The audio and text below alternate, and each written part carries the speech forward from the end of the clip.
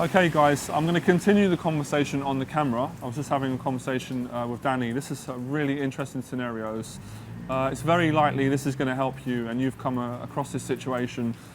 And it's really simple. It's when you get a phone number from a girl, you go on a first date, it goes really well, and then on the first date you arrange for a second date, but there is a gap in communication. So maybe you arrange something with a girl for the second date, but it's been 2 or 3 weeks, and then you're thinking, how do I reinitiate the conversation over text, and then how do I obviously go on a date? So I'll quickly use Danny's scenario. I'll use some of my own, and whatever comes to my head, and it will be able to teach you. And yeah, just really have a conversation with you guys. Not really an advice video, just going to give you some tips. So what I said to Danny, what he could do, what I've done in the past, what's really helped. When you arrange a second date, it's a funny dynamic with a woman, because women in the moment can agree to something, promise it.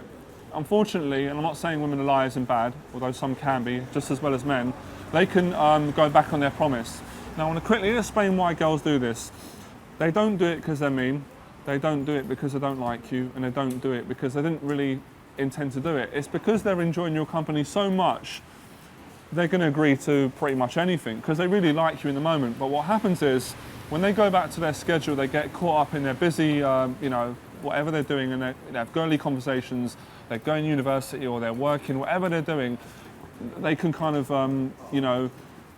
it's not, they lose interest, they lose the motivation to see you again, because it's pressure for them, because they don't really know you that well, and it's like, oh, we had a nice conversation, I've got work, I've got to meet friends, and it's so easy to go, I'll just leave it as that, it was a great moment in time. So what you need to do is, you need to text her, initiate as if you were starting again. The reason you do this is because it shows non-neediness. So for example, if she said, yeah, let's meet up the second time, let's go bowling, let's go to that coffee shop, let's go to that bar.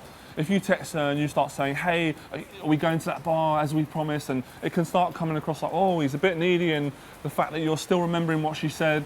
You're a man, you're on your path, you've got other women, or whatever. You're not too fussed, you're just like, hey, how you doing? I just thought of you today, I'm just at work, and you just come into my head, how's things? Very simple, it initiates it. Then she can go, yeah, hey, how you doing? And then after the first initiation, then you can go, hey, trouble, are we still on for that coffee that you promised me, or what? Are you going to try and get out of it? It's your turn. Do you see that? It's a lot less non-needy, you're initiating it, and at least you're giving her a chance to even say to you, hey, I can't make that coffee this week because I'm busy, but I can do another week. Or you can say, no, that's fine, I'm busy myself. So it gives you a little bit of something to fall back on. Do you see what I mean? So that's one of the things I do. If you've had a bit of a gap in between going on the second date, just initiate as you would on the first date. So and then take it from there. So at least that way you've got loads of options, whereas if you text your first text going, hey, are we still on for that coffee for next week? It can be pressure. Girls don't like pressure. As a man, I've always tried to work this out, and I'm still learning myself. Sometimes I don't know why that is. Because for me, if you like someone, why waste time? If you get on with someone, why not just go and have sex and just get into a relationship straight away, or just have casual sex, or just go and hook up? But I think I understand it from a female's perspective, and I'm going to share some of my insights from being in a long-term relationship. What it is with women is they make decisions on almost a second-to-second basis, where with guys we can say, I'll meet you next month, and you can guarantee we're going to be there for a full match, especially to see a hot girl. But with women, they're so emotional in the moment, they can change their mind. So it's almost like, you don't have to keep digging for reassurance, but you have to always kind of be doing things in the moment. So when we go away and we arrange to meet in 2 weeks, we're out of the moment, and we're trying to text the girl and get her back in the moment. So that's why I like to reinitiate the conversation and build those emotions again and take it forward. That's one of the ways, so you can take note on that. A second one is to come back with a justification. Now I'm going to tell you why. A lot of girls, or most girls, can tell a man that's having success with other women, or who is on a path to improving. They can tell by your behaviour, they can tell by the words you use in your messaging, they can just tell, they're very intuitive. So what you want to do, aside of it, different from the first example, you want to explain the reason why you're not a player.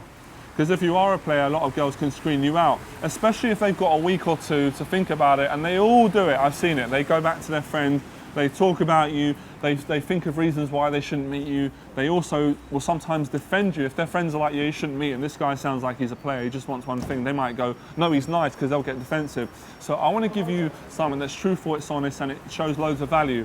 Now, I text girls and I'll say something, hey, I've been meaning to get back to you, you know, really sorry. Don't matter if you say sorry, because you made such a good impression.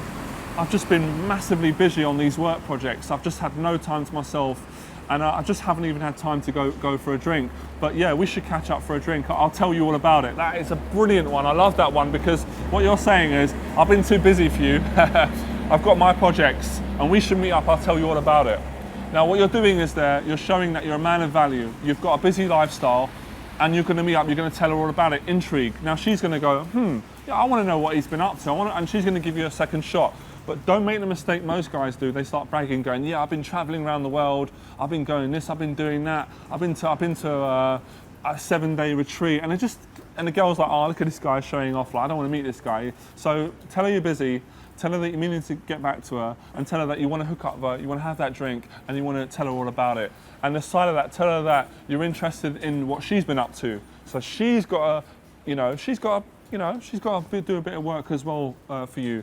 I don't think I can think of anything else while I'm on the spot now. Anything else for reinitiating? Third one is just be outright boldly honest. Say, do you know what? I want to hook up with you. It feels like the love's dying out. I haven't heard nothing from you for 2 weeks. I'm sitting here trying to think of the right thing to say. I just can't be bothered no more. Let's just hook up for have a drink. Are you up for it, yes or no? That's a brilliant one. Like and subscribe, enjoy the process, and learn how to initiate and relight the fire, the attraction with women over text. Get them on the second date and make it happen. Bye.